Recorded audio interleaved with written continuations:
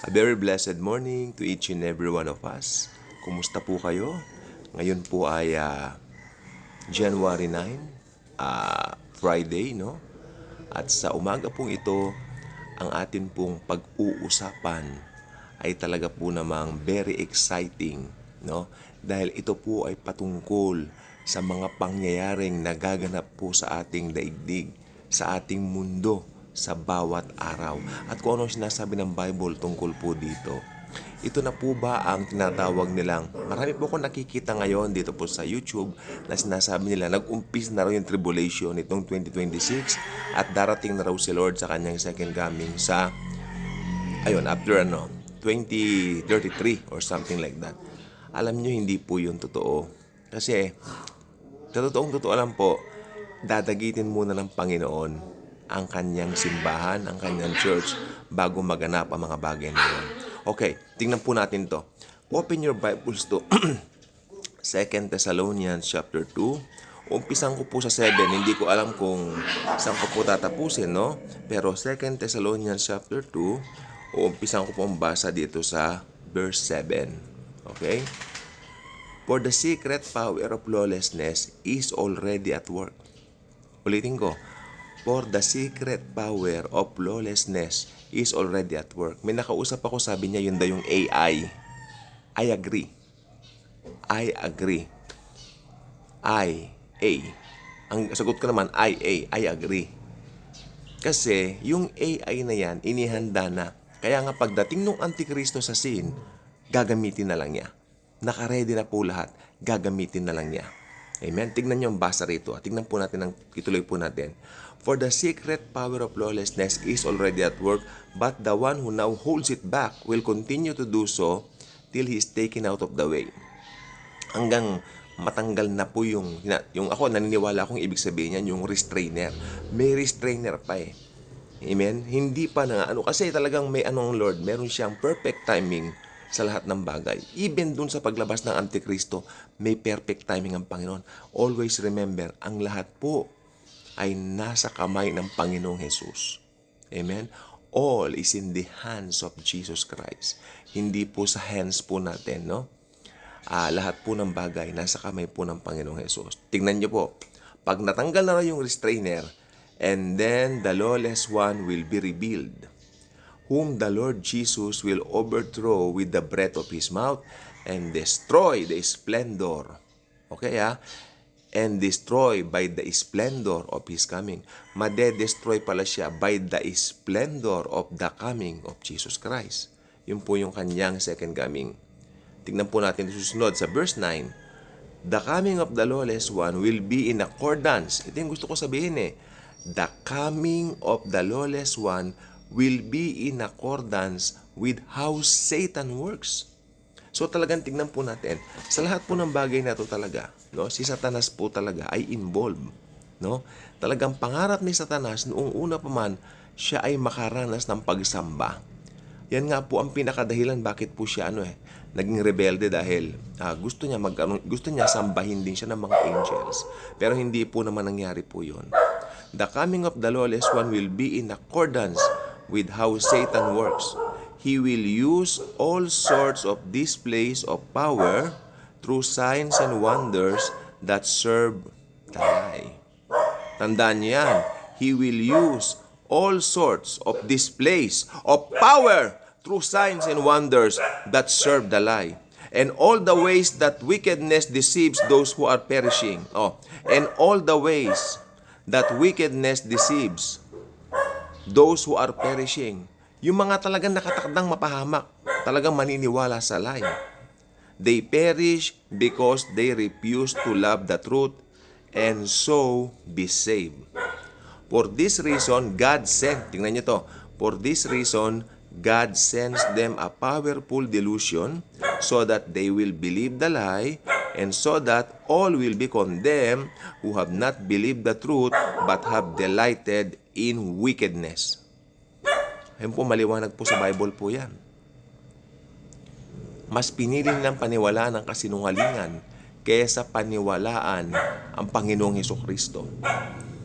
Sapagkat yung mga taong yun talaga naniniwala po ko, Actually, yung mga taong sinasabi po rito, nandito na po sa panahon natin ngayon yun eh. Kung aabutan tayo ng rapture ha, ayan na, yun ang kondisyon ko.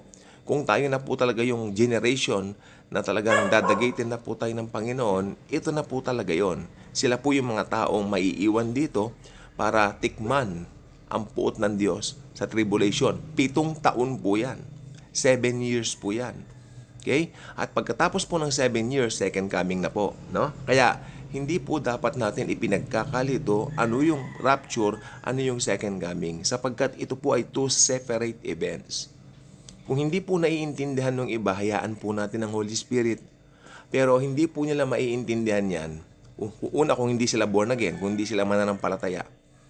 If they are not born again, if they are not believers, it will be very impossible for them, dear. Believe me, dear. Hindi nila maintindihan yan. Amen? That will be the saddest part of all.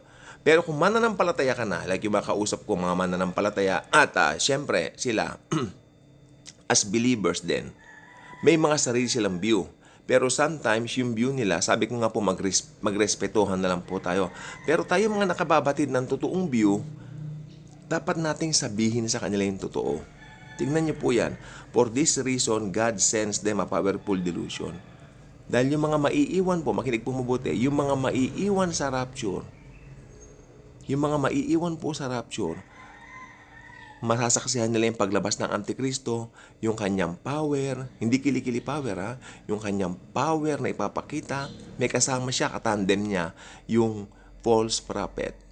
Kasamahan po niya yun, yun po yung kanyang body po sila, no? Magkaibigan po silang matalik. Kaya ang mangyayari po, tandem sila na gagawa ng mirakulo, mga miracles, na ito na po, na ikamamangha ng mga tao na mas pinili na maniwala sa kasinungalingan kesa paniwalaan ang Panginoong Hesukristo. So sad. Kaya nga po sila naiwan dito in the first place dahil hindi nila pinaniniwalaan si Jesus nung church age. Tama? Oh. Ngayon, pag nandoon po naman sa tribulation, actually may chance po silang maligtas sa tribulation. May chance po silang maligtas sa tribulation. Yun nga lang magpapugot ng, alam nyo na. Dahil yun po talaga ang paraan para maparangalan ang Panginoong Jesus sa darating na tribulation.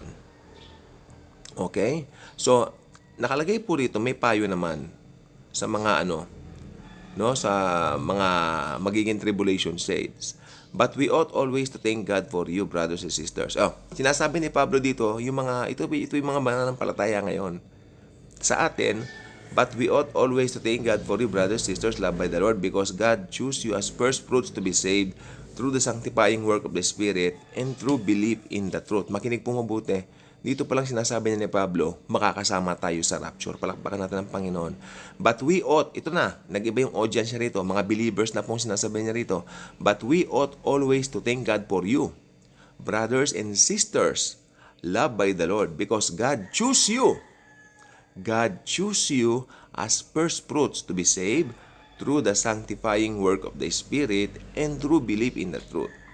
Siyempre, meron siyang first fruits sa context. May mga first fruits po talaga. Pero apply na lang po natin to sa lahat ng believers. Kasi pag nanampalataya ka na talaga kay Christ, irarapture ka talaga. Sa ayaw at sa gusto mo. Pero alam ko lahat gusto natin. Walang may ayaw, siyempre. Sino bang may ayaw marapture? He called you to this through our gospel. Paano tayo na-save? Through the gospel. That you might share. I-share mo rin naman. That you might share. Mag-share din tayo sa glory ni Lord Jesus Christ. Sabi pa rito, so then, brothers and sisters, ito na ang bilin ni Paul. So then, brothers and sisters, stand firm and hold fast to the teachings we pass on to you, whether by word of mouth or by letter. So, brothers and sisters, stand firm and hold fast. Paano mo ma-hold fast yung mga teachings? By reading this book, by reading the Bible, by reading your Bible app daily, no? At yes, magiging malakas ka. Dahil ang salita po ng Diyos, ito mismo ang nagpapalakas po sa atin, no? May our Lord Jesus Christ Himself and God our Father, who love us and by His grace gave us eternal encouragement and good hope. Hindi yung sigarilyong hope, kundi yung hope